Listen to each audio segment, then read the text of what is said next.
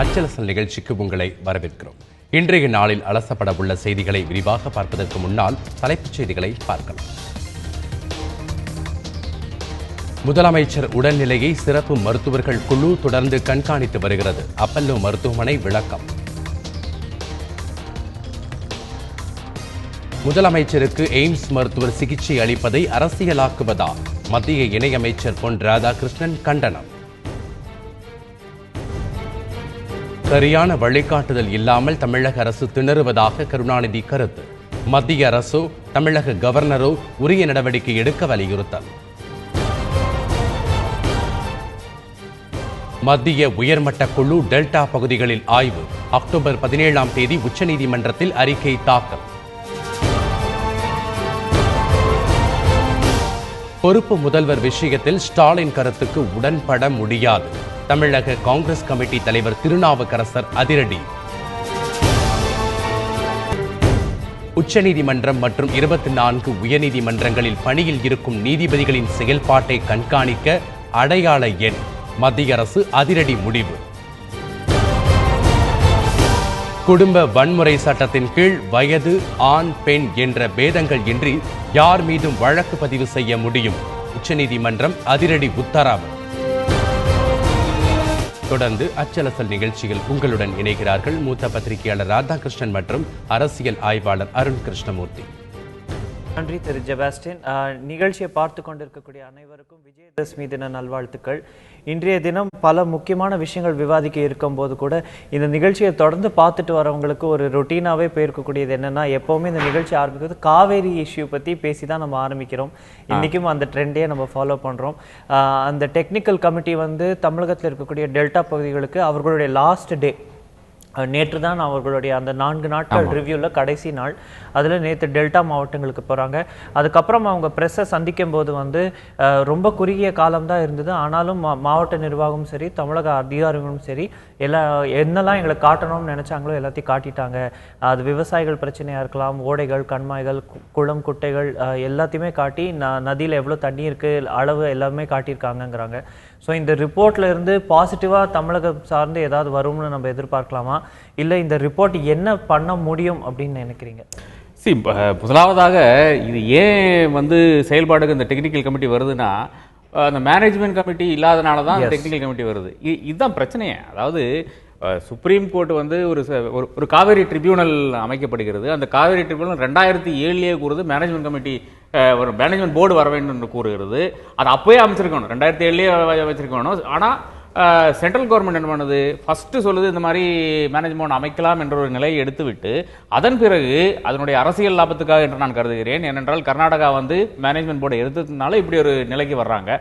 அதன் பிறகுதான் இந்த டெக்னிக்கல் கமிட்டி வருது. பிரச்சனை இது என்ன ஸ்டாண்டிங் இருக்குன்னு தான். அதை எப்படி ஒரு சூப்பர்வைசரி கமிட்டிக்கு ஒரு லீகல் ஸ்டாண்டிங் கிடையாது, சுப்ரீம் கோர்ட் அமைத்த ஒரு பாடி தான். அதாவது ட்ரிபியூனல்ல சொல்லாத ஒவ்வொரு கமிட்டியாக இப்படி அடுக்கிக் கொண்டே போறார்களே, இதற்கு என்ன லீகல் சாங்ஷன் ஒரு பக்கம் இருக்க, தமிழ்நாடு எல்லா கமிட்டிகள் கூடயுமே கார்ப்பரேட் செய்து வருகிறது என்ற ஒரு போக்கம் இருக்கிறது. நிச்சயமாக பாராட்டக்கூடிய ஒரு போக்கு தான் என்று நான் கருதுகிறேன். இப்ப நாம நினைச்சா சொல்லிருக்கலாம், டெக்னிக்கல் கமிட்டி நாங்கள் டெக்னிக்கல் கமிட்டியோட இது கார்ப்பரேட் பண்ண மாட்டோம், மேனேஜ்மெண்ட் போர்டு தான் சொல்லியிருக்கு சுப்ரீம் கோர்ட், அதை நீங்க ஃபர்ஸ்ட் அமைங்கன்னு சொல்லிருக்கலாம். ஆனால் இங்க இருக்கும் விவசாயிகள் பாதிக்கப்படக்கூடாது, அதாவது நம்ம ரெப்ரசன்டேஷன் இல்லாமல் போய்விட்டால் ஏதாச்சும் பாதிப்பு வந்துவிடுமே நம்ம விவசாயிகள் சொல்லிட்டு தான் தமிழ்நாடு அரசாங்கம் நிச்சயமாக ஒரு முற்போக்கான ஒரு செயலை செய்திருக்கிறது. அதாவது அந்த டெக்னிக்கல் கமிட்டியோட கோஆபரேட் செய்திருக்குது. அது பாருங்க, அது எப்ப கடைசியில டெல்டா மாவட்டங்களுக்கு போறாங்க, 14 லட்சம் ஏக்கர் பயிரிடும் மக்களை சந்திக்க போறது கடைசி நாளாக செல்கிறார்கள். அது எத்தனை பேர் சந்திக்க பாத்தீங்கன்னா ஒரு 2 வில்லேஜ் இல்லைன்னா 3 வில்லேஜ். டெய்லண்டுக்கு போயிருக்காங்கன்னா டெய்லண்டு போகவே இல்லை. டெய்லண்டுக்கு இன்னும் தண்ணியே போய் சேராத ஒரு நிலைமை இருக்கிறது, பயிர் வாடும் நிலைமை இருக்கிறது. இப்பதான் இந்த டெக்னிக்கல் கமிட்டி அவங்களுடைய அசஸ்மெண்ட் முடித்து விட்டு செல்கிறார்கள். 17ஆம் தேதி கோர்ட்டுக்கு போய் அவங்களுடைய பரிந்துரைகளை கொடுக்க போறாங்களாமா. நமக்கு 19ஆம் தேதி மான்சூன் வர வேண்டிய ஒரு சூழ்நிலை இருக்கிறது. அது விட்டால் இது எல்லாமே இன்ஃப்ராக்டர்ஸ் ஆகி போய்விடும் என்று நான் கருதுகிறேன். சோ அந்த ஒரு நிலை தான். அதாவது எப்படியெல்லாம் காலம் தாழ்த்த முடியுமோ அப்படியெல்லாம் காலம் தாழ்த்தி விட்டது. பயிர்களை 11 லட்சம் ஏக்கர்ல மக்கள் பயிரிட தொடங்கி உள்ளார்கள். அந்த பயிரினுடைய கதி என்னன்ற ஒரு பிரச்சனை மட்டும்தான் நிலவுதே தவிர இந்த மாதிரி கமிட்டி அமைச்சு போறதுல ஒரு இதுவும் கிடையாது. ஆனால் இதுல சுப்ரீம் கோர்ட் அட்வொகேட்ஸ் அட்வொகேட்ஸுக்கு நாம் பாராட்டியே தீர வேண்டும். சுப்ரீம் கோர்ட்டினுடைய சீனியர் அட்வொகேட்ஸ் எப்போ கர்நாடகா வந்து தான் தண்ணி திறந்து விட மாட்டேன் என்று கூறினார்களோ அப்போவே வந்து கபில் சிபல் போன்றவர்களை நம்ம பாராட்டி தான் ஆக வேண்டும். அவங்க சொன்னார்கள், சுப்ரீம் கோர்ட்டினுடைய தீர்மானத்துக்கு நீங்கள் கட்டுப்படாமல் இருந்தால் நாங்கள் யாருமே அப்பியர் பண்ண மாட்டோம்னு சொன்னாங்க. அது ஹிந்து பத்திரிகைகளோட வெளியாக இருக்கிறது. அதை தொடர்ந்து அந்த 10,000 கியூசெக்ஸே வந்திருக்கு தண்ணி. அப்போ மேட்டூர்ல ஒரு அளவுக்கு இப்ப தண்ணி இருக்கு, 70க்கு மேல ஃபீட் தண்ணி இருக்கு. அதனால மட்டும்தான் இப்போ இந்த 11 லட்சம் ஏக்கரும் நம்ம சேவ் பண்ண முடியாது. எவ்வளவு சேவ் பண்ண முடியுமோ அவ்வளவு சேவ் பண்ணிடலாம். இது டெக்னிக்கல் கமிட்டி மாதிரி இன்னொரு பேர் வச்சு இன்னொரு கமிட்டி வரும் அடுத்த டிஸ்ட்ரிக்ட் இயர்ல. இதே கேள்விதான் எல்லார் மனசுலயுமே இருக்கு. ஏன்னா இது வந்து ஒரு தீர்வு காண முடியாத ஒரு பிரச்சனையா தான் நீண்டுட்டு போயிட்டு இருக்குன்னு நம்ம பார்க்கிறோம். கொடகு தொடங்கி சிதம்பரம் வரை இந்த நதி ஓடக்கூடிய எல்லா இடங்கள்லையுமே கூட இந்த நதியை பாதுகாக்கவும் சரி, அதற்கு இருக்கக்கூடிய பிரச்சனைகள் எதிர்கால நோக்கோட இதை காப்பாற்றுறதுக்கு எந்த முயற்சிகளுமே இன்னும் நம்ம எடுக்கல. இன்னும் நம்ம வந்து ஒரு வாட்டர் வார்ல தான் இருக்கோம் கர்நாடகா தமிழ்நாடு அப்படின்னு பார்க்கும்போது கமிட்டி மாற்றி கமிட்டி அமைக்கப்பட்டு சுப்ரீம் கோர்ட் ஒரு முறையும் தலையிடும் போது ஒரு வருடத்துல ஒரு 3 மாத காலம் காவேரி பத்தி பிரச்சனை நடக்கணும் அப்படின்ற ஒரு ரொட்டீனா மாறிடுச்சோ அப்படிங்கிற ஒரு கவலை எல்லார்கிட்டயுமே இருக்கு. அப்படி பார்க்கும்போது இந்த டெக்னிக்கல் கமிட்டி சரி, இவங்களோட ஃபைண்டிங்ஸ் என்னவா இருக்க போது, அது கோர்ட் மறுபடியும் ஏதாவது ஒரு ஆர்டர் போட்டா அதையும் கர்நாடகா ஏற்க மறுத்து அதுக்கு ஒரு டிராகிங் பாலிசி வச்சுக்க மாட்டாங்கிறது என்ன உத்தரவாதம்? நிச்சயமாக, அதாவது கர்நாடகாவினுடைய நிலைப்பாடு மிக தெளிவா இருக்கிறது.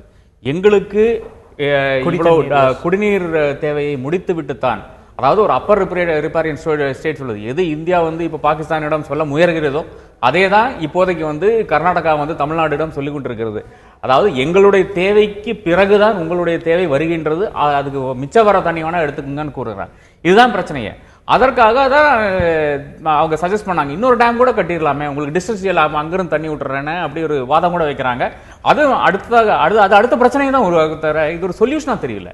அதை தாண்டி நாம யோசிச்சோம்னா நாம் நம்மளுடைய நீர்வளங்களை என்ன செய்து கொண்டிருக்கிறோம் ஒரு நிச்சயமாக கேள்வி இருக்குது. ஒரு நொய்யால் டேம் மாதிரி ஒரு டேம் வந்து காவேரி கேட்ச்மெண்ட் இருக்கும்போது நாம் வந்து காவேரி தண்ணீரை காப்பாற்றுறதுக்கோ காவேரியை பத்தி பேசுவதுக்கோ நமக்கு வந்து நம்மளுக்குள்ளாலேயே வந்து பேசும்போது நமக்கு அது அருகதை இல்லைன்ற ஒரு பிரச்சனை வருது. அவ்வளோ வந்து பொல்யூட் பண்றோம் காவேரியை. அது எங்கிருந்து அந்த கழிவான டேனரியோட கழிவானாலும் சரி, ஒவ்வொரு ஊர்லயும் வரும்போது இவ்வளவு கழிவு வந்து காவேரியில கலக்குனீங்கன்னா அது அந்த தண்ணி எதுக்கு யூஸ் பண்ண முடியும் என்ற ஒரு கேள்வியும் எழுகிறது. நீங்களே வந்து குளம் குட்டைகள் ஏரிகள் எல்லாம் தூர்வாகத்தான் அங்கங்க பண்ணிட்டு இருக்கீங்க தமிழ்நாடு ஒட்டுமொத்தவும். உங்களுக்கு இந்த நிலைமை நிச்சயமாக என்னை விட நல்லா தெரியும் என்று கருது. இப்போ காவேரிக்கு இருக்கக்கூடிய தமிழகத்துக்கு உள்ள இருக்கக்கூடிய பிரச்சனைகள், அதுக்கு மட்டும் நம்ம அந்த தண்ணி எப்படி மேனேஜ் பண்றோம் அப்படிங்கிற ஒரு சப்ஜெக்டே ஒரு ரொம்ப விரிவா விவாதிக்கப்பட வேண்டியது. நீங்க சொன்ன மாதிரி ஈரோடு தொடங்கி திருச்சி வரை எத்தனையோ இடங்கள்ல கழிவுகள் சேருது, மணல் திருட்டு, இதெல்லாமும் பிரச்சனைகள் இருக்கு. இதை ஒரு பக்கம் தள்ளி வச்சுட்டு இதில் இருக்கக்கூடிய அரசியல் அப்படின்னு பார்த்தா கர்நாடகத்தில் அரசியல், அதாவது தேசிய கட்சிகளுக்கு ஒரு பெரிய பங்கு இருக்கிறதுனால அவர்கள் பக்கம் அவங்க போகக்கூடிய ட்ரெண்ட் எப்போவுமே தெரியுதா? தமிழகத்தில் அவர்களுக்கு ஒரு பெரிய ஃபுட்டிங் இல்லைங்கிறதுனால நம்மளுக்கு அது ஒரு பேக் இதுவாக நம்ம பார்க்குறோமா? இல்லை இதுக்கு என்னதான் அரசியல் தீர்வு இதுக்கு சாத்தியமா? ஏன்னா நீங்கள் எழுதின ஒரு ஆர்டிக்கல்லே பார்த்தோம்னா கர்நாடக முதல்வரே சொல்கிறாரு இதுக்கு அரசியல் தீர்வு தான் வந்து முடியும், இது வந்து கோர்ட்டுக்கோ இல்லை எதுவுமே முடியாது அந்த விதத்தில் அப்படின்னு. ஸோ அப்படி பார்க்கும்போது இதுக்கு தீர்வுன்னா அரசியல் தீர்வு தானா? அப்படின்னா அது என்ன அரசியல் தீர்வு? அதாவது இப்போ தமிழர்களுக்கு பிடிக்காத, தமிழகத்தில் இருக்கிற மக்களுக்கு பிடிக்காத ஒரு விஷயம் நான் சொல்ல வேண்டியதாக இருக்குது. அதாவது 1892 அந்த எக்ரிமெண்ட் ஆனாலும் சரி, அதாவது தமிழ்நாடு மெட்ராஸ் பிரசிடென்சியும் மைசூர் பிரின்ஸும் செய்த அந்த அக்கார்ட் ஆனாலும் சரி, 1924 செய்த அக்கார்ட் ஆனாலும் சரி, அது வந்து ஹெவிலி ஃபேவரிங் மெட்ராஸ் பிரசிடென்சி என்று ஒரு வாதம் இல்லை, அது ஒரு நிச்சயமாக அது ஒரு உண்மைதான். ஓகே. ஸோ அங்கிருந்து அந்த பிரச்சனையோட ஆரம்பம். அதாவது பெர்சீவ்டு இது எங்களுக்கு வந்து துரோகம் செய்துட்டாங்கிறது தான் கர்நாடகாவுடைய தொடர்ந்துள்ள வாதம். ஆனால் நாம வந்து அந்த டைம்ல வந்து எவ்வளவோ பாசனங்களை நாம டெவலப் பண்ணியிருக்கோம். கரிகாலனுடைய டேம்ல இருந்து ஆரம்பிச்சு எவ்வளவோ பாசன பகுதிகள் நம்ம வந்து விரிவாக்கம் பண்ணியிருக்கோம். அது வந்து அப்போ கர்நாடகத்தில் நடக்கவில்லை. அதனால் வந்து இப்போ மாண்டியால் இருக்கிற அந்த எக்ஸ்பான்ஷன் ஆஃப் ஃபார்மிங்கோ இல்ல பெங்களூருடைய குடிநீர் தேவைகளோ நாம் வந்து முடியாது என்று சொல்ல முடியாது. அதனாலதான் இந்த டிஸ்ட்ரஸ் இயர்ல மட்டும் தான் பிரச்சனை வருது. மழை வந்து சவுத் வெஸ்ட் மான்சூன் வந்து ஒழுங்காக பெய்து விட்டால் இந்த ஒரு வருஷமும் இந்த பிரச்சனையே வர்றதில்லை.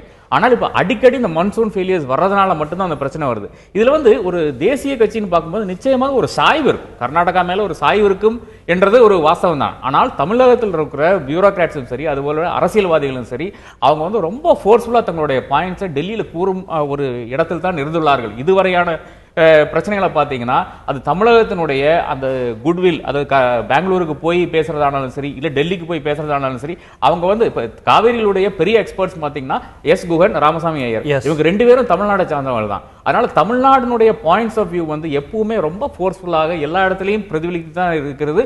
அதனால தான் நமக்கு வந்து இந்த அளவுக்காக தண்ணி வந்து கொண்டிருக்கிறது. இப்போ சுப்ரீம் கோர்ட் அதுக்கப்புறம் கர்நாடகா அவங்க கொடுத்திருக்கக்கூடிய தீர்ப்பை மதிக்காம போனது வந்து ஒரு ராங் பிரசிடென்ட். ஏன்னா அதுக்கப்புறம் அவங்க ரிலீஸ் பண்றாங்க, அது வேற விஷயம். ஆனா அவங்க அதை மதிக்காம போனது வந்து ஒரு ரொம்ப ராங் பிரசிடென்ட் செட் பண்ணிடுச்சு இந்த விஷயத்துல அப்படிங்கறத வந்து நம்ம எல்லாருமே பார்க்கிறோம். அப்படி பார்க்கும்போது வருங்காலத்துல இப்ப காவேரி மேலாண்மை வாரியம் எப்ப அமைக்கப்படும், இல்ல அமைக்கப்படுமா அப்படிங்கிற கேள்வி திருப்பி நீண்டுட்டே இருக்கு. அப்படி பார்க்கும்போது இதுக்கான லெஜிஸ்லேஷன் கூடிய விரைவில் வரும்னு எதிர்பார்க்கலாமா, இல்லைனா கர்நாடகா சட்டசபை தேர்தலை மனசுல வச்சுக்கிட்டு அது இப்போதைக்கு நடக்காதுங்கிற கன்க்ளூஷனுக்கு நம்ம வரணுமா? இல்ல, கர்நாடகா சட்டசபை தேர்தல் 2018 ஃபர்ஸ்ட் ஹாஃப்ல தான் வருது. ஸோ அதுவரை இது காலம் தாழ்த்தணுமான்ற ஒரு பிரச்சனை இருக்கிறது. ஆனால் காவேரி ட்ரிபியூனலுடைய அந்த தீர்ப்பில் மிக தெளிவாக இருக்கிறது. அதாவது இதுக்கு ஒரு லெஜிஸ்லேஷன் வேண்டாம் என்ற ஒரு நிலை இருக்கிறது. அதாவது பாராளுமன்றம், அதாவது மத்திய அரசாங்கம் எடுத்த நிலைப்பாடு தவறு. ஏனென்றால் இதுக்கு ஒரு சென்ட்ரல் ஆக்ட் தேவையில்லை. இது வந்து அந்த ட்ரிபியூனல் எப்ப தன்னுடைய வெர்டிக்டை கொடுத்து விட்டதோ அதனுடைய அடுத்த நாளே வந்து காவேரி மேனேஜ்மெண்ட் போர்டு அமைத்திருக்க வேண்டும். அதுதான் இதில் இருக்கும் பிரச்சனையே. திடீரென்று மத்திய அரசு இப்படி ஒரு நிலைப்பாடு ஏன் எடுக்கிறது தான் ரொம்ப விசித்திரமா இருக்கிறது. அது ஏன் இவங்க படிக்காதனால ஒரு தீர்மானம் எடுத்தாங்களா அப்படி இல்ல? ஏன்னா அவ்வளவு குழப்பம் இருக்கு. காவிரியில் வந்து ஒரு 30 வருஷமான அந்த லிட்ரேச்சர் பார்த்தீங்கன்னா அது எல்லாமே முன்னுக்கு பின் முரண்பாடு தான் இருக்கும். அது இப்போ சுப்ரீம் கோர்ட் சொன்னதாலும் சரி, 15,000 ரிலீஸ் பண்ணுங்க, 12,000 ரிலீஸ் பண்ணுங்க, அப்புறம் டெக்னிக்கல் சூப்பர்வைசரி கமிட்டி வந்து 3,000 சொல்லுது, இவங்க 6,000 சொல்றாங்க, அப்புறம் 4,000 2,000. இதுதான் பிரச்சனையே. எவ்வளவோ கன்ஃபியூஷன் இருக்கும் நிலவும் இந்த நிலையில வந்து ஒரு சென்ட்ரல் வாட்டர் கமிஷன்ல இருந்து ஒரு சேர்மன் வந்து காவேரியை பத்தி படிக்க ஆரம்பிச்சாருன்னா அவர் வாழ்க்கை பூரா இதான் படிச்சுட்டு இருப்பாரே தவிர ஒரு கடைசியில அவர் என்ன ஒரு டிசிஷன் எடுத்தாலும், அதாவது ஒரு 4 நாள் இல்லைன்னா 5 நாள் விசிட்டுக்கு பிறகு ஒரு டிசிஷன் எடுத்தால் அது நிச்சயமாக குறைபாடுகள் இருக்கத்தான் செய்யும். இதுதான் இப்ப தலையாய பிரச்சனை. எஸ், டெக்னிக்கல் கமிட்டியோடைய 4 நாள் ரிவ்யூ முடிஞ்சிருக்கு. அவர்களுடைய ரிப்போர்ட் என்ன சொல்ல போறதுங்கிற ஆவலா எல்லாருமே காத்துட்டு இருக்கோம். இதுல தமிழகத்துக்கு என்ன விதமான நியாயங்கள் கிடைக்க போகுது அப்படிங்கிற எதிர்பார்ப்பும் நிறைய இருக்கின்றது. இது ஒரு பக்கம் இருக்க, காவேரி நதியை இருக்கக்கூடிய நீரை நம்ம எப்படி பகிர்ந்துக்கிறோம், அதை எப்படி ட்ரீட் பண்றோம்ங்கிற பல கேள்விகளும் முன்வைக்கப்படுது. தொடர்ந்து சிகிச்சை பெற்று வரும் முதல்வர் ஜெயலலிதா அவர்கள் குறித்து பல செய்திகள் வந்து கொண்டே இருக்கு. அவர் பூர்ண நலம் பெற வேண்டும் என்ற ஆசைகளும் வந்து கொண்டே இருக்கு. பல தலைவர்கள் வந்து அவரை சந்திக்கிறாங்க. அதெல்லாம் ஒரு பக்கம் இருக்கு. அதை விரிவாக விவாதிக்க போகக்கூடிய நேரத்தில் நேற்றைய தினம் ஒரு முக்கியமான டெவலப்மெண்ட், வதந்திகள் பரப்புவோர் மீது சட்டம் பாயும் அப்படின்னு ஒரு எச்சரிக்கை விடுத்தாங்க. அதுபடி நேற்றைய தினம் இருவர் வந்து கைதும் செய்யப்பட்டிருக்காங்க. திருச்செங்கோடு, மதுரை சார்ந்த பகுதிகளில் இருந்து இருவர் வந்து பொய்யான தகவல்களை சமூக வலைத்தளங்களில் பரப்பவிட்டு மக்களிடையே ஒரு அசாதாரண சூழ்நிலை ஏற்படுத்திய காரணங்களுக்காக கைது செய்யப்படுறாங்க. இந்த கைதை நம்ம எப்படி பார்க்குறோம்? அதாவது சமூக வலைதளங்களில் வந்து நான் ஒரு கருத்து வைக்கிறேன், இல்லைன்னா நீங்கள் ஒரு கருத்து வைக்கும்போது அதற்கு வந்து ஒரு மாறுபட்ட ஒரு கருத்து இருந்ததுன்னா அந்த கருத்தை நாம் கூறலாம். அதை வந்து அது வந்து இட் வில் காஸ் ரயட்டு அந்த மாதிரிலாம் போகாது. ஏன்னா பிரைவேட் ஃபேஸ்புக் பேஜுங்கிறது ப்ரைவேட்டு, வாட்ஸ்அப்புங்கிறது ப்ரைவேட்டு. அந்த மாதிரியான ஒரு தகவலாக வந்ததுன்னு பார்த்தீங்கன்னா அது வந்து அரசாங்கமும் அப்போலோ ஹாஸ்பிட்டலும் இதே தான் செய்து கொண்டிருக்கிறது. இதே செக்ஷன்ஸ் தான் 153, 505 வந்து அரசாங்கத்துக்கும் அப்ளிகபிள், அப்போலோ ஹாஸ்பிட்டலுக்கும் அப்ளிகபிள் என்ற ஒரு நிலையை தான் நான் இருக்கிறேன். அதை தாண்டி நம்ம யோசிச்சோம்னா சுப்ரீம் கோர்ட்டே கூறியிருக்கு, அதாவது ஃபேஸ்புக்கில் இருக்கிற போஸ்ட்டுக்காக நீங்கள் வந்து யாரையுமே அரெஸ்ட் செய்யக்கூடாதுன்ட்டு. அப்படி இருக்கும் ஒரு சூழ்நிலையில் வந்து இந்த மாதிரியான கடுமையான சட்டங்களை வந்து பயன்படுத்தி அவங்களை வந்து ஜுடிஷியல் கஸ்டடிக்கு ரிமாண்ட் பண்ண வேண்டிய அவசியம் என்னன்ற நான் கேட்குறேன். அதாவது தெரியாததான் எவனோ ஒருத்தர் ஒரு குற்றம் பண்ணுறான். இந்த மாதிரி அது ஃபேஸ்புக்கில் போஸ்ட் போடுறதெல்லாம் நாம் வந்து ஒன்றும் ஒரு ஆர்வத்தால் போடுறோம், இல்லைனா ஒரு சோகத்தால் போடுறோம், இல்லைனா ஏதோ ஒரு பிரச்சனையால் நமக்கு ஒன்றுமே தெரியலையே, இல்லை எனக்கு ஏதோ ஒரு தகவல் வந்து அப்போலோ ஒருத்தர் சொல்லியிருக்கான், அந்த ஒரு பேஸ்ல நாம் போடுறோம். ஆனால் வந்து ஒரு முக்கிய தலைவர் இந்த ஸ்டேட்டோட சீஃப் மினிஸ்டர் அப்படிங்கிறப்போ அது பல பேரோட கவனத்தை ஈர்க்கக்கூடிய ஒரு விஷயமா பார்க்கப்படுறப்போ அதுல வந்து ஒரு பொய்யான தகவல் அப்படின்னு சொல்லக்கூடிய ஒரு தகவலை வந்து இவங்க போடுறாங்க, ஷேர் பண்றாங்கன்னா அது வந்து சமுதாயத்துல வந்து ஒரு அசாதாரண சூழ்நிலை ஏற்படுத்துங்கிறது மாற்று கருத்து இருக்க முடியாது. இல்லை, இப்போதைய சூழ்நிலையில் வந்து அரசாங்கம் உண்மை சொல்கிறதா, அப்போலோ உண்மை சொல்கிறதா என்ற ஒரு தலையாய கேள்வி இருக்கிறது. இவங்களுடைய ஒவ்வொரு பிரஸ் ரிலீஸும் வந்து உண்மைகளை மறுபடியும் மறைக்கும் ஒரு விதமாகத்தான் இருக்குதே தவிர இதுல வந்து தெளிவாக முதலமைச்சர் என்ன செய்கிறார், முதலமைச்சர் வந்து கான்சியஸா இருக்காங்களா அன்கான்சியஸ் இருக்காங்களா, அவங்களுடைய நிலைமை என்றது விளக்கவில்லை. அது வேணா ஒரு அளவுக்கு அது ஒரு பிரைவேட் சிட்டிசன், அதனால நம்ம பண்ண முடியாது. ஒரு பப்ளிக் லைஃப்ல இருந்தா கூட அவங்களுடைய அந்த எக்ஸாக்ட் உடல்நிலை, அவங்களுடைய அந்த என்னென்ன நோய்கள் இருக்கிறதுங்கிறது யாருக்கும் தெரிய வேண்டிய அவசியம் இல்லை என்ற ஒரு நிலையை நாம எடுத்தால் கூட அதே இது வந்து it's also applicable to the people. அதாவது ஒரு பிரைவேட் ஃபேஸ்புக் பேஜில் வந்து நான் ஒரு போஸ்ட் போடுறேன்னா அது என்னுடைய ஃப்ரெண்ட்ஸுக்கு மட்டும்தான். அது என்னுடைய ஃப்ரெண்ட்ஸுக்கு வந்து அதில் ஏதாச்சும் மறுப்பு இருந்ததுன்னா அவங்க வந்து என்னிடம் கூறலாம், இந்த மாதிரி நீ போடக்கூடாதுன்னு கூட போடலாம். அது எல்லாம் வந்து இல்லை, அங்கேயே வந்து கமெண்ட்டுக்காக இது இருக்குது. ஏடிஎம்கேல இருந்து ஐடி விங்ல இருந்து ஐடி செக்ரட்டரி சொல்றாராமா, ராமச்சந்திரன் சொல்றாரா, அவர் கம்ப்ளைண்ட் பண்றாராமா, இந்த மாதிரி வந்திருக்கு ஃபேஸ்புக்ல, நீங்க அரெஸ்ட் பண்ணுங்கன்னு சொன்னா நீங்க போய் அரெஸ்ட் பண்ணிடுவீங்களா? அப்ப ஆளுங்கட்சியில் இருக்கிற யார் என்ன கூறினாலும் நடக்கிற, அதாவது நீங்க செயல்படுத்துகின்ற ஒரு இடத்துல தான் போலீஸ் இருக்கிறதா என்ற கேள்வி இருக்கிறது. இவங்களை கூப்பிட்டு வார்ன் பண்ணி விட்டுருக்கலாம், அந்த ஃபேஸ்புக் போஸ்ட் வந்து டிலீட் பண்ணிருக்கலாம். அதை தாண்டி ஒரு போலீஸ் நடவடிக்கை வருது. ஜுடிஷியல் என்னங்க இது? ஒரு நான் தெரியாம ஒரு ஃபேஸ்புக் போஸ்ட் இன்னைக்கு போட்டேன்னா, அதாவது நாளைக்கு வந்து நான் அரெஸ்ட் பண்ணி ஜுடிஷியல் கஸ்டடியில ரிமைண்ட் பண்ணிடுறாங்க. அதாவது நான் வந்து லாக்அப்ல கிடையாது, நீங்க வந்து ஒரு போலீஸ் ஸ்டேஷன்ல கூப்பிடுறதே ஒரு பெரும் பனிஷ்மெண்ட் முக்காவாசி ஆளுகளுக்கு. அங்க கூப்பிட்டு நீங்க காலையில சாயங்காலம் வரை கூட உட்கார வச்சிருங்க, அதோட விட்டு விடுங்க. நீங்க எதுக்கு வந்து ஜெயிலுக்கு அனுப்புறீங்க இந்த மாதிரி பசங்களை? ஒரு 23 இளைஞனை வந்து he'll be scarred for life if you are sending him to jail. அதைத்தான் நீங்க செய்திருக்கிறீர்கள். இது மிக மிக தவறான ஒரு அணுகுமுறை நான் கருதுகிறேன். ஒரு 43 கேஸ் ரெஜிஸ்டர் பண்ணியிருக்காங்களாமா. இதுதான் தமிழக போலீஸ்கினுடைய வேலையா? இல்லை அதிமுக என்னென்ன கூறினாலும் நீங்க போலீஸ் என்ன செய்யற ஒரு இடத்துல தான் நீங்க போலீஸ் இருக்கீங்க. நீங்க சொல்ற மாதிரி போலீஸ் ஸ்டேஷனுக்கு கூப்பிட்டு ஒரு வார்னிங் கொடுக்கறது, இதை தவிர வேற என்ன செய்தால் இந்த மாதிரி வதந்திகள், அதாவது இதுக்கு முன்பு எக்ஸாம்பிள்ஸ் எடுத்து கூட நம்ம இதை பத்தி பேசலாம். வதந்திகள் இதை தடுக்கிறது வந்து முடியாத காரியம். ஏன்னா யார் வேணா என்ன வேணா சொல்லலாம். அதுவும் இப்ப இருக்கக்கூடிய டெக்னாலஜி வச்சு யார் வேணா எந்த விதமான செய்திகளை வேணா ஷேர் பண்ணலாம். அப்படி இருக்கும்போது இந்த வதந்திகள் வந்து சமூக அளவுல பெரிய தாக்கம் ஏற்படுத்தாமல் இருக்கவும், வதந்திகள் பரவாம தடுக்கும் வேற ஏதாவது முயற்சிகள் எடுக்கணும்னு நினைக்கிறீங்களா? இல்லைன்னா வந்து வதந்திகளை பத்தி ஒண்ணுமே பண்ண முடியாதா? இல்ல, வதந்திகளை பத்தி நாம என்ன செய்ய முடியும்னா, அப்ப நாம ஒரு ஃபேஸ்புக் குரூப்ல இருக்கோம், இல்லைன்னா ஒரு வாட்ஸ்அப் குரூப்ல இருக்கிறோம், நிச்சயமாக இது வந்து எங்கிருந்து இந்த தகவல் வருகிறது, யார் உங்ககிட்ட சொன்னாங்க இந்த தகவலை என்று நாம் நிச்சயமாக கேட்கலாம். இதுதான் அனைத்து ஃபேஸ்புக் குரூப்ல இருக்கிறவங்களும் இது ஃபர்ஸ்ட் நீங்க இதை வந்து நீங்க ஃபர்ஸ்ட் வந்து இந்த ஒரு யுக்தியை கையாள வேண்டும். அதாவது ஒரு போலீஸ் கிட்ட இருந்து இந்த அறிவிக்கை வருது அப்படின்னு சொல்லிட்டு ஏதோ ஒரு அறிக்கை இருக்குது, அது கீழே வந்து ஒரு ஃபோன் நம்பரும் வருது, ஒரு சம் வார்னிங் அந்த போலீஸ். அந்த ஃபோன் நம்பர் வந்து ஏதோ ஆந்திரா மாநிலத்தில் இருக்கிற யாருடைய ஒரு ஃபோன் நம்பர். அப்ப நான் அந்த ஃபேஸ்புக் குரூப்ல போட்டவங்க கிட்ட கேட்டேன், நீ இந்த ஃபோன் நம்பர் கூப்பிட்டு விசாரிச்சான்னு கேட்டேன். அவர் வந்து நான் பண்ணல அப்படின்னாரு. அப்புறம் மறுபடியும் விசாரிச்ச பிறகுதான் தெரியுது இந்த மாதிரி ஆந்திரால இருக்கிற ஒரு ஃபோன் நம்பர். இதுதான் தலையாய நம்மளுடைய எல்லாருடைய கடமை. ஃபார்வர்ட் பண்றதுக்கு முன்னால, இல்லைன்னா ஃபேஸ்புக் போஸ்ட் பண்றதுக்கு முன்னால யார்கிட்ட இருந்து அந்த தகவல் வருது, நீங்க அவங்க பேரெல்லாம் போட வேண்டாம். இது வந்து நம்பகத்தன்மை இருக்கிற ஒரு மனிதனா என்று பார்க்க வேண்டும். அதனுடைய ஆப்சன்ஸ்ல நம்மளை பொறுத்தவரை அப்போலோவில் இருந்து என்ன தகவல் வருகிறதோ, அது அதிகாரபூர்வமான என்ன தகவல் வருதோ அதைத்தான் நம்ம தகவலாக எடுத்துக்கொள்ள வேண்டும். இல்ல எனக்கு ஒரு டிரைவர் ஃப்ரெண்ட் இருக்காங்க, இல்லைன்னா ஒரு கிளீனர் இருக்காங்க, இல்லைன்னா செகண்ட் ஃப்ளோர் இவர் தான் கிளீன் பண்ணாருன்னு சொல்லிட்டு நீங்க அதற்காக ஒரு தகவல் போட்டீங்கன்னா அது நிச்சயமாக தவறான தகவலாக தான் இருக்கும். தமிழகத்துல பல பேருக்கு அப்போலோல சோர்ஸ் இருக்கிறத நம்ம இந்த கடந்த 2 வாரங்கள்ல பார்த்திருக்கோம். இதே விஷயத்துல நம்ம பார்க்கும்போது பல அரசியல் தலைவர்கள் வந்து ஹாஸ்பிட்டலுக்கு சென்று முதல்வரின் உடல்நிலை குறித்து விசாரிச்சுட்டு வராங்க.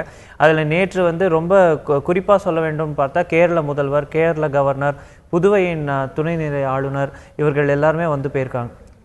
இதுக்கான அரசியல் முக்கியத்துவமா இல்லை இது ஒரு நாகரிகம், அரசியல் நாகரிகம், அவர்களுக்குள்ள அரசியல் மீறி ஒரு நட்பு இருந்திருக்கும், இத்தனை ஆண்டு கால சமூக வாழ்க்கையில அவர்களுக்குள்ள ஒரு நட்பு இருந்திருக்கும்னு நம்ம அப்படியே சாதாரணமா விட்டுணுமா? இல்ல, அதாவது இப்போ தமிழகத்தில் இருக்கிற கோடிக்கணக்கான மக்கள் வந்து முதலமைச்சர் வந்து உடல்நலம் தேறி திரும்பி வீட்டுக்கு போகணுங்கிற பிரார்த்தனையில தான் இருக்காங்க. நாமளும் அதே பிரார்த்தனையில தான் நாம் எல்லாருமே ஈடுபட்டு கொண்டிருக்கிறோம்.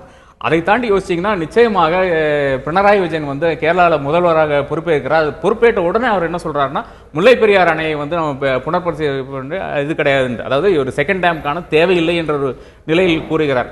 அதிலிருந்தே வந்து தமிழகத்தில் வந்து அவர் மேல ஒரு பெரிய ஒரு விசுவாசமும் நம்பிக்கையும் மரியாதையும் வருகிறது.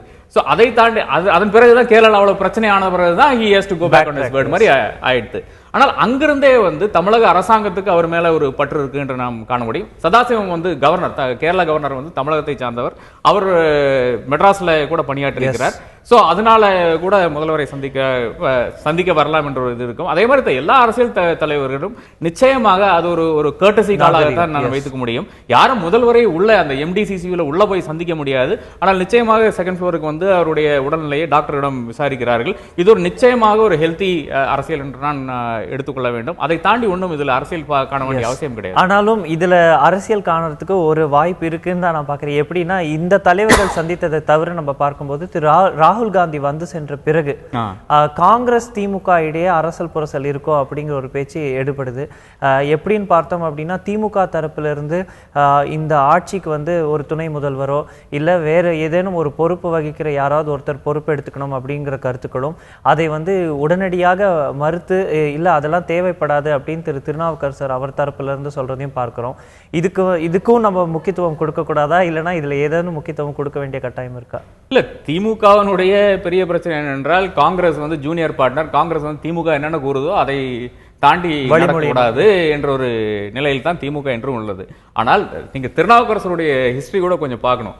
அவர் தான் தமிழ்நாட்டிலேயே வந்து யங்கஸ்ட் டெப்டி ஸ்பீக்கராக, அதாவது ஏதோ ஒரு அரசியல் பொறுப்பு வந்ததுன்னா கவர்மெண்ட் ஒரு பொறுப்பு வந்ததுன்னா ஆமா இஸ் யங்கஸ்ட் எவர். சோ அந்த காலத்துல இருந்து அவர் அரசியல் இருந்திருக்கிறார். அப்போ அவர் ஒரு கருத்து சொல்லும் போது அவர் என்ன சொல்லியிருக்காரு, டெப்டி சீஃப் மினிஸ்டர் தேவையில்லைன்னு மட்டும் தான் கூறியிருக்காரே தவிர அவர் வேற ஒன்றும் கூறவில்லை. டெப்டி சீஃப் மினிஸ்டர் இன்றைய சூழ்நிலையில் நம்முடைய அரசியல் சாசன சட்ட பிரகாரம் தேவையில்லை என்ற ஒரு நிலைதான் நான் இன்டர்பிரேட் பண்றேன். அதாவது ஒரு முதலமைச்சரை வச்சுக்கலாம், ஒரு இன்டரிம் சீஃப் மினிஸ்டரோ வேற ஏதோ ஒரு சீஃப் மினிஸ்டரோ வச்சிருக்கலாம். ஆனால் அது என்னன்னா எம்எல்ஏஸ் கூடி அது தீர்மானிக்க வேண்டிய ஒரு விஷயம். அது அதிமுக தான் தீர்மானிக்க வேண்டிய ஒரு விஷயம். இப்போதைய நிலைமையில் வந்து கவர்னருக்கு அதுக்கான அதிகாரம் இருக்கிறது. ஏனென்றால் chief minister holds office the pleasure of the governor. கவர்னருக்கு எல்லா விவரமும் தெரியும் ஒரு நிலை இருக்கிறது. கவர்னருக்கும் தெரியும், மத்திய அரசாங்கம் தெரியும். பால் இஸ் இந்த கவர்னர்ஸ் கோர்ட், பால் இஸ் இந்த மத்திய அரசாங்கத்தினுடைய கோர்ட்ல இருக்குது. சோ அவங்க தான் இதுல பத்தி ஒரு ஃபோர்ஸ் பண்ற ஒரு நிலைமையில் அவங்க தான் இருக்கிறார் தவிர வேற யாரும் கிடையாது என்ற ஒரு நிலை இருக்கிறது. எய்ம்ஸ் மருத்துவர் வந்து முதல்வரோட உடல்நிலை கவனிப்பது கூட அரசியலாக்க வேண்டாம் என மத்திய அமைச்சர் இணையமைச்சர் திரு பொன் ராதாகிருஷ்ணன் அவர்களுடைய கருத்து. இது போன்ற பல கருத்துக்கள் முதல்வரின் உடல்நிலை, அவர் பெற்று வரக்கூடிய மருத்துவ ட்ரீட்மெண்ட் பத்தி வந்து கொண்டே இருக்கு. அப்போலோ நேற்று வெளியிட்ட அறிக்கையில கூட பார்த்தோம் அப்படின்னா அவர் தொடர்ந்து உடல்நலம் தேறி வருகிறார் என்ற கருத்துக்கள் தான் வரப்படுது. இந்த ஸ்டோரியும் நம்ம உன்னிப்பாக கவனிச்சு இதில் வரக்கூடிய அப்டேட்ஸ் தந்தி தொலைக்காட்சி மூலமாக உங்களுக்கு வந்து கொண்டே இருக்கும். வெரிஃபைடு இன்ஃபர்மேஷன் மட்டும். ஏப்ரல் 1ஆம் தேதி 2017 ஜிஎஸ்டி மசோதா அமலுக்கு வரும், ஜிஎஸ்டி டாக்ஸ் அமலுக்கு வருங்கிற கருத்து வந்து மத்திய அமைச்சர் திரு ஜெய்ட்லி வெளியிடுறாரு. இது என்டிஏ சர்க்கார், அதாவது பிரதமர் மோடி அவர் தலைமையில் வந்திருக்கக்கூடிய என்டிஏ சர்க்காரின் ஒரு முக்கியமான அட்மினிஸ்ட்ரேட்டிவ் மற்றும் டாக்ஸ் ரிஃபார்ம்ஸாக இதை பார்க்குறோம். ஒன் நேஷன் ஒன் டாக்ஸுங்கிற அந்த ஹெட்டிங்கில் அப்படி பார்க்கும்போது இன்னும் வந்து டாக்ஸ் ரேட் ஃபிக்ஸ் பண்ணப்படலை. அது 18%லேருந்து 19%குள்ளே இருக்கலாம் அப்படிங்கிற எதிர்பார்ப்பு இருக்குது.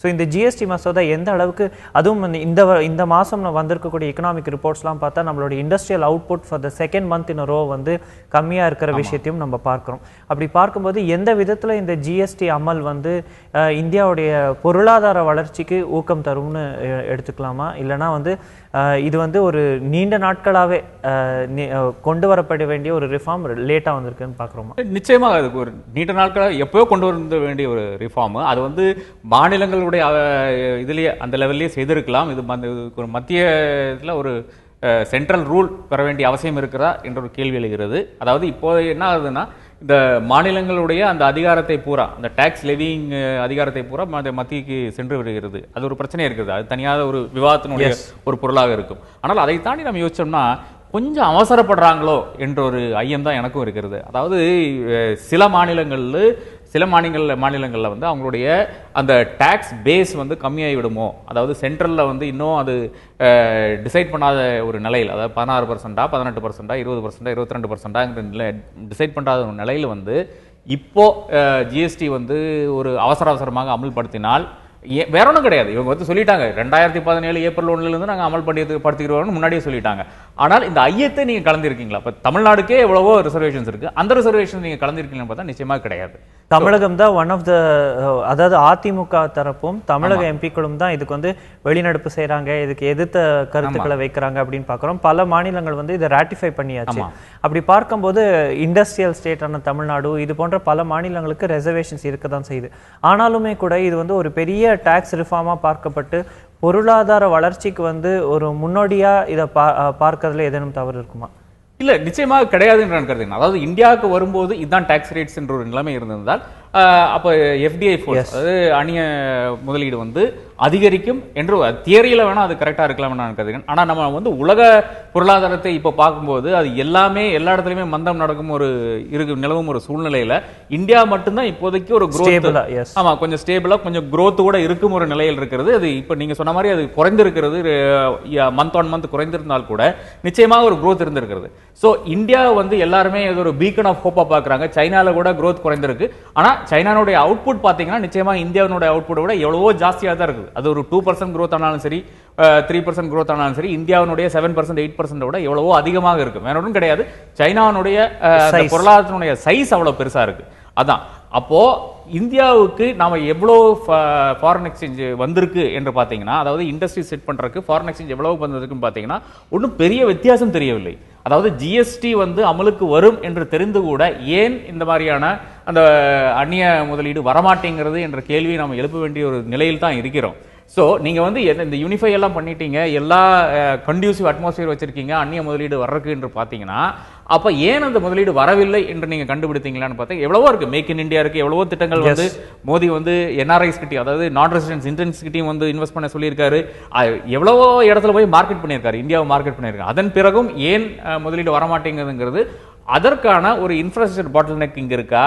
அதனுடைய அதான் ரெட் டேப் சிஸ்டமா அது என்ன பிரச்சனை என்று நீங்க ஃபர்ஸ்ட் கண்டறிந்து அந்த பிரச்சனைகளை நீங்க வந்து தீர்க்க வேணும். ஒருவேளை அது இந்தியாக்குள்ள இருக்கக்கூடிய பிரச்சனைகளை தவிர வெளிநாடுகள் அதாவது உலக அளவிலேயே நம்ம பார்க்கும்போது ஒரு மந்த நிலை தான் இருக்கு, ஒரு எக்கனாமிக் ஸ்லம்ப் இருக்கு அப்படின்னு பார்க்கும்போது அது இதுக்கு ஒரு ஃபேக்டரா நம்ம பார்க்கலாமா? ஏன்னா பிரெக்சிட் தொடங்கி எண்ணெய் விலையில சரிவு தொடங்கி பல விஷயங்கள் இருக்கு. அது மட்டும் இல்லாம மிடில் ஈஸ்ட்ல வந்து இருக்கக்கூடிய அந்த அசாதாரண சூழ்நிலை இதெல்லாம் கூட ஒரு எக்கனாமிக் பர்டனுக்கு ஆட் ஆகி அதுல கூட இந்தியாவில் ஒரு எக்கனாமிக் ஸ்லம்ப் இருக்கலாம்னு நம்ம எடுத்துக்கலாம் இல்லையா?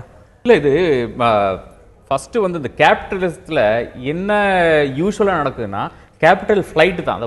ஒரு இடத்துல வந்து பிரச்சனை இருந்ததுன்னா இப்போ வந்து வெஸ்ட் ஏஷியாவில் பிரச்சனை நடக்குது, இல்லைனா யூரோப்பில் பிரச்சனை நடக்குதுன்னா அந்த கேபிட்டல் அங்கே இருக்கும் அந்த மூலதனம் அப்படியே வந்து அடுத்த நாட்டுக்கு போயிடும், இல்லைனா அடுத்த எங்கே growth இருக்கோ அங்கே சென்று விடும். அப்படி கூட வரவில்லை என்ற ஒரு பிரச்சனை இருக்குது. இந்தியாவை பொறுத்தவரை அப்படி ஒரு பிரச்சனை இருக்கிறது.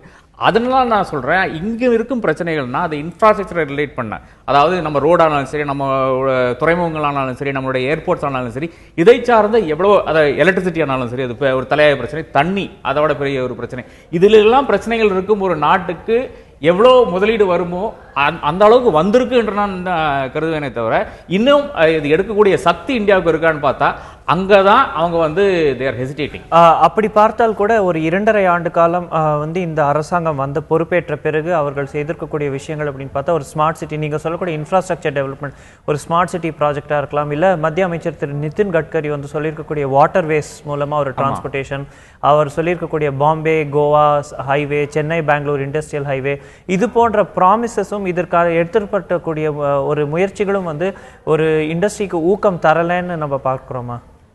பிரச்சனை இந்தியாவில் என்னன்னா அந்த கோல்டன் குவாட்ரிலேட்டருக்கு அப்புறம், அதாவது வாஜ்பேயி காலத்துல வந்து ஒரு என்ஹெச் வந்து நேஷனல் ஹைவேஸ் இந்தியா பூரா கனெக்ட் பண்றோம் என்ற அந்த ஸ்கீம் வந்து அதன் பிறகு டிஆர் பாலு, நான் அவருக்கும் தேங்க் பண்ணி தான் வேணும், அவர் வந்து இந்த கனெக்டிங் ஹைவேஸ் போட்டாரு. அதாவது ஒரு ஹைவேல இருந்து இன்னொரு ஹைவேக்கு NH 1 to 1A அந்த மாதிரி கனெக்டிங் ஹைவேஸ் நிறைய போட்டார். திருச்சி வழியா போகும் சாலைகள் எல்லாம் கரூர் வழியா போற நிறைய கனெக்டிங் ஹைவேஸ் போட்டார்.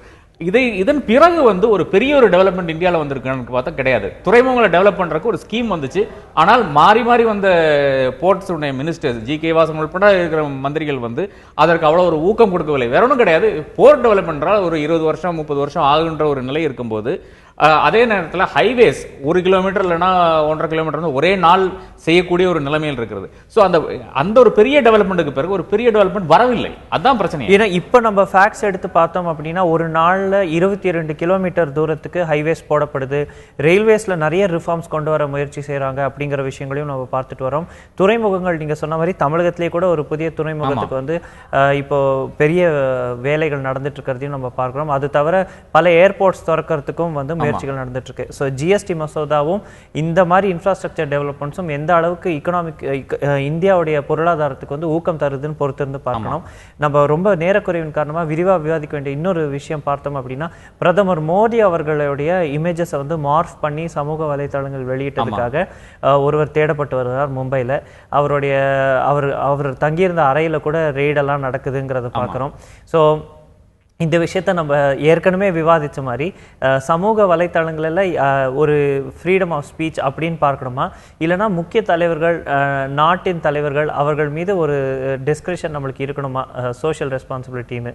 இல்ல, நீங்களும் ஒரு மனிதர், நானும் ஒரு மனிதர், மோடியும் ஒரு மனிதர், ஜெயலலிதாவும் அதாவது all of us are human. இப்போ அந்த ஒரு நிலையில வந்து நான் உங்களை வந்து எப்படி வேணா நான் கிரிட்டிசைஸ் பண்ணலாம். அந்த கிரிட்டிசிசம் வந்து, அந்த விமர்சனம் வந்து அது ஏற்றுக்கொள்ளதா இருக்குதா இல்லையான்னு மட்டும் தான் நான் பார்க்கணுமே தவிர ஹேட்ரட் அதெல்லாம் இல்லாம இருந்தா. ஆமா, அதாவது நெகட்டிவிட்டி வேற, கிரிட்டிசிசம் வேற. இப்போ ஒரு நெகட்டிவிட்டி, அதாவது நான் வந்து உங்களை பழிசாரும் விதமாக ஏதாச்சும் பேசிவிட்டேன் என்றால் நீங்க அதை இக்னோர் பண்ண வேண்டியது தான் உங்களுக்கு சால பொருத்தமாக இருக்கும். அதே மாதிரி தான் ஒரு கிரிட்டிசம், ஒரு விமர்சனம் என் மேல வரும்போது அதில் ஏதாச்சும் ஒரு ஃபேக்ட் இருக்கான்னு நான் கண்டறிய வேண்டும். அதன் பிறகுதான் அதில் நான் ஆக்ட் பண்ண வேண்டும். இதை தவிர்த்து விட்டு போய் அடிக்கிறது, குத்துறது, இதுல வந்து கொஞ்சம் அப்ஜெக்ஷனபிள் கண்டென்ட் இருந்ததா தான் சொல்லப்படுது.